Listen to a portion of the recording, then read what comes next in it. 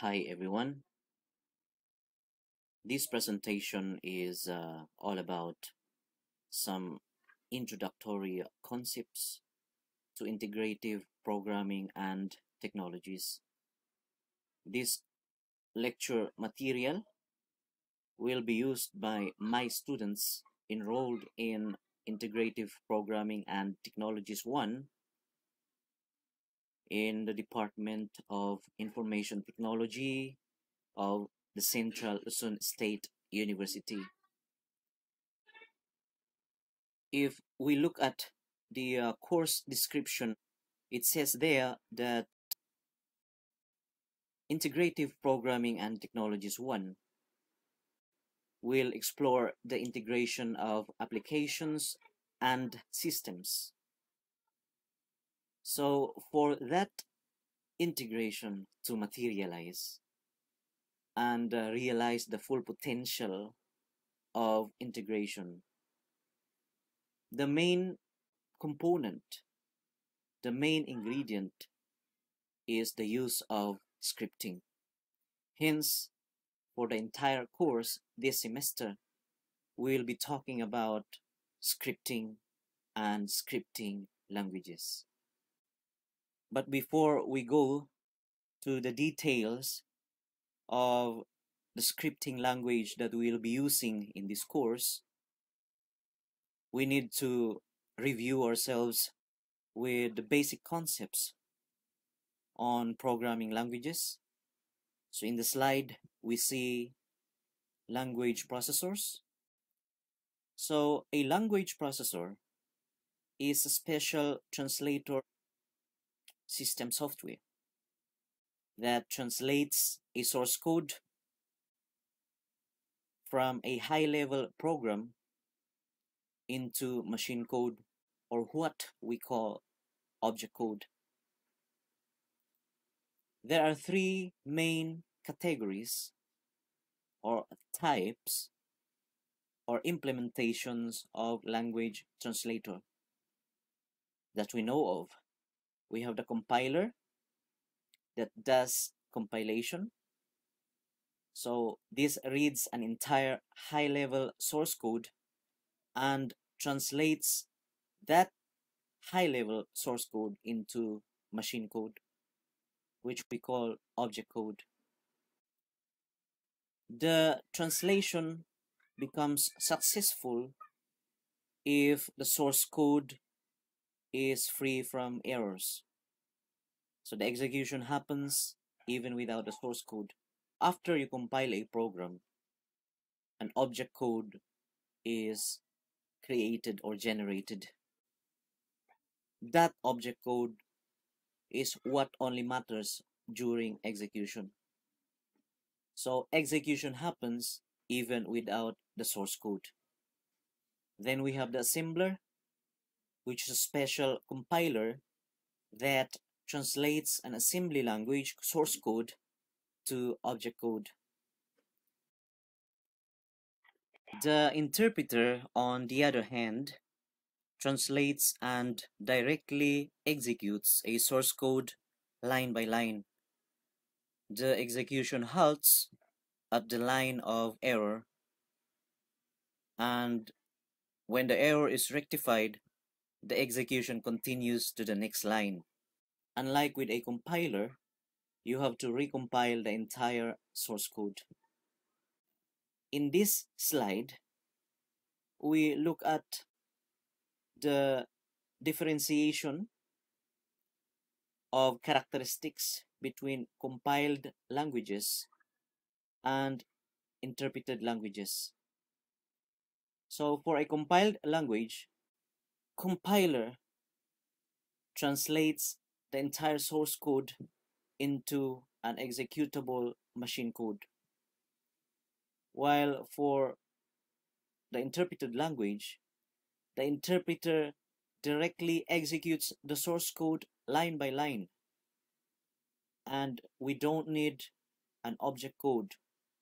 So there is no object code generated. During compilation, error messages are generated only after scanning the entire source code.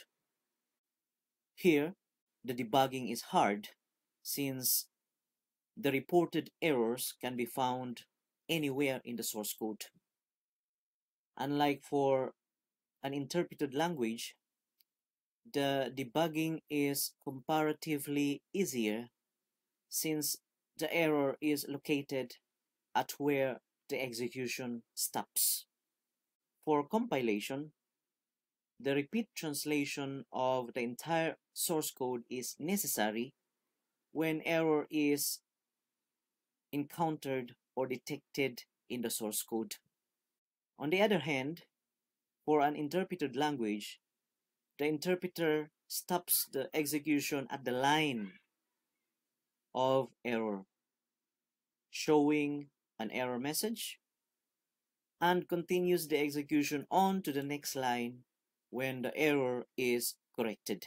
By looking at the nature on how compiled and interpreted language is executed, there is this notion that compiled source codes run faster than interpreted ones.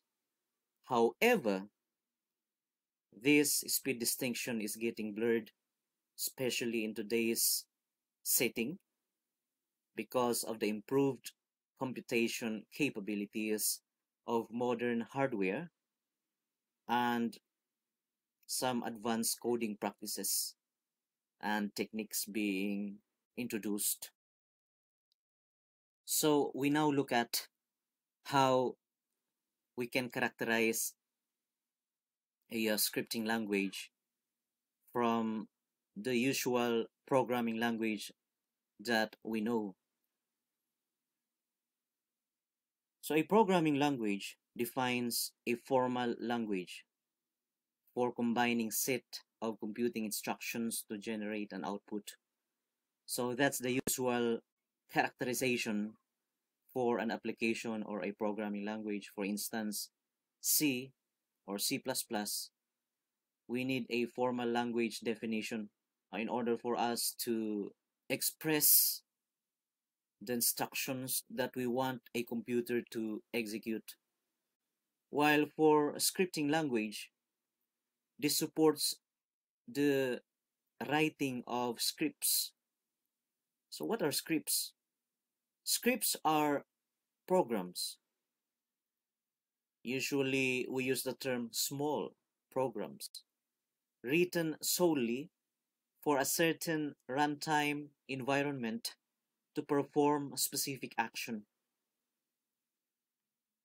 A program written using a programming language is usually compiled, while scripts are interpreted. So no need to compile. For instance, we have JavaScript, VBScript. So these scripts are directly executed. We don't need compilation for scripts. A program runs independently of a parent program, while scripts run within another program. So a program can be considered a standalone program, while scripts cannot be run on their own. An application or programming language is designed to facilitate standalone code and software development and gives full usage of the language, while a scripting language is designed for simpler and faster coding. A program written in a typical programming language can execute all alone after compilation. Scripts usually cannot. They need a host program. They need another program for them to execute. Or these scripts are run within another program. So a script is written in a scripting language and interpreted in another program. For example is JavaScript, which has to be incorporated with HTML and will then be interpreted by a browser, which is another program. Some other characteristics that will let us differentiate an application from an scripting language. So an application takes longer development time. An application takes longer development time since more lines are required for a certain function, while scripting has less development time since fewer lines are written for a certain function. We categorize programming languages into first generation, second generation, third, fourth, and fifth generation programming languages, while scripting languages are categorized usually into two: the server-side scripting and client-side scripting. For the translation process, because application or programming languages are mostly compiled, so we have a one-shot translation. The entire program is translated, afterwards executed. While scripts, because these are usually interpreted, they are translated line by line. An application or a program does not need a host because it's self-executable. It can be standalone. But for scripts or codes written in scripting languages, they require a host program for them to execute.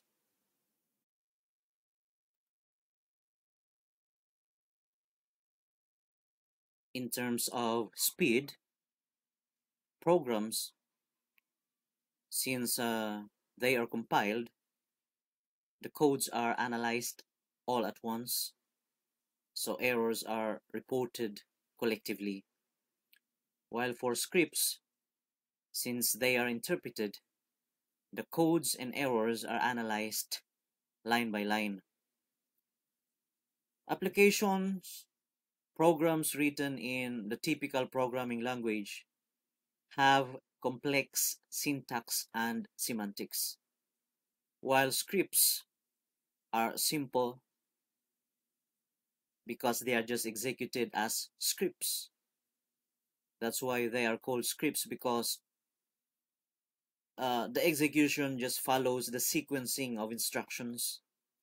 They are executed from start to finish. So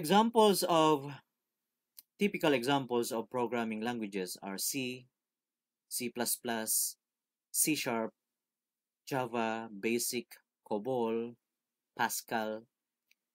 Scripting languages, on the other hand, we have examples like JavaScript, Perl, PHP, Python, which we will be focusing on in this course, and Ruby.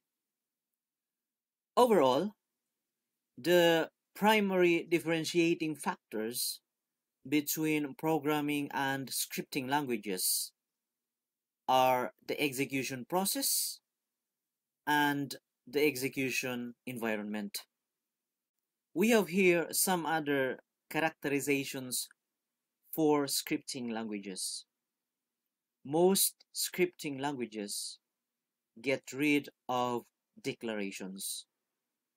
We know that declarations are important components of the typical programming languages. For instance, the identifiers, the variables that we have to use in a program must be declared. But in scripting, we get rid of that process. Scripting has simple rules to govern the scopes of names, or what we call identifiers. For instance, in Perl, it's an example of scripting language. Every name is global by default. In TCL and in PHP, everything is local by default. In Python, any variable that is assigned a value is local to the block in which the assignment appears. So this is a unique feature of Python. Scripting languages have exceptional facilities for pattern matching, searching, and string manipulation. Moreover, scripting languages provide high-level data types such as sets, bags, dictionaries, lists, and tuples, which are some of the very convenient features of scripting. For instance, in Python, we have a dictionary, which is a data type or a data structure that can map a key to a value. So that is shown in this example here, a Python syntax. You may comment, especially those who are familiar with the typical programming languages, for instance, C++. In C++, it is possible to use operator overloading to create some advanced user-defined types. However, scripting languages go one step further or higher by building high-level data types into their syntax and semantics. So we have here an example of a program and a script, a program written in Java and a code written in Python, which can be considered a script. Here is how we print hello world in the screen through Java programming. Maybe you have done this in your lower programming subjects. And for Python, we just need a single statement to print hello world. So it would be uncommon to characterize Java as a scripting language, since it has a lengthy syntax and rules. For instance, which classes exist in which files, the naming of files in accordance with the classes written in those files. So it is not possible to directly execute Java interactively because source files that contain function definitions must be invoked externally by an application launcher. In contrast, Python allows the definition of some functions in a single file, or we can also avoid functions and instead use imperative programming style, or Python also allows the use of function interactively. So we are showing here a simple differentiation in terms of the length of codes for a certain programming language, the typical programming language, and scripting language.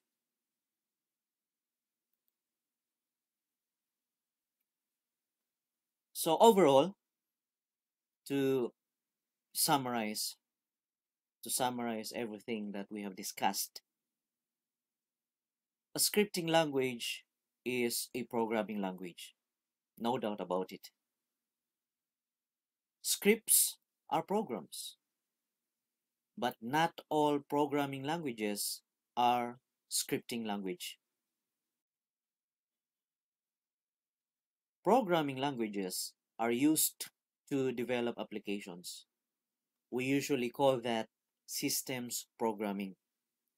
On the other hand, scripting languages are used to write codes to easily control the dynamic behavior of systems, applications that are developed using the typical programming languages.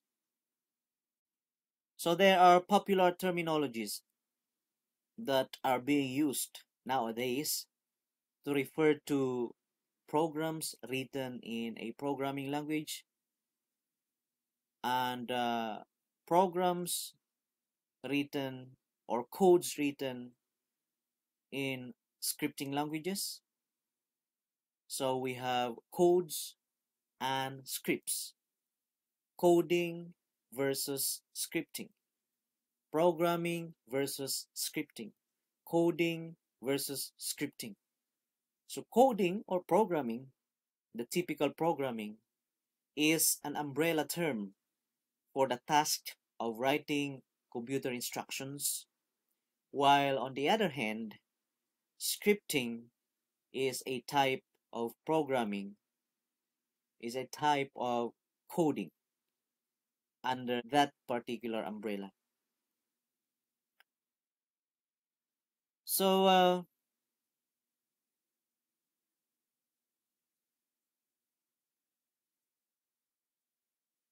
there are lots of examples or implementations of scripting, particularly in the websites that we are browsing.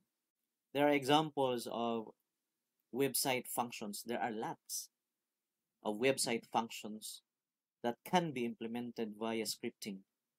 For instance, chatbots, pop-up windows or forms that comes out in response to user actions, some animations occurring when a user scrolls past a given point in a web page. So those are typical examples of functionalities. These are small functionalities that can be implemented via scripting.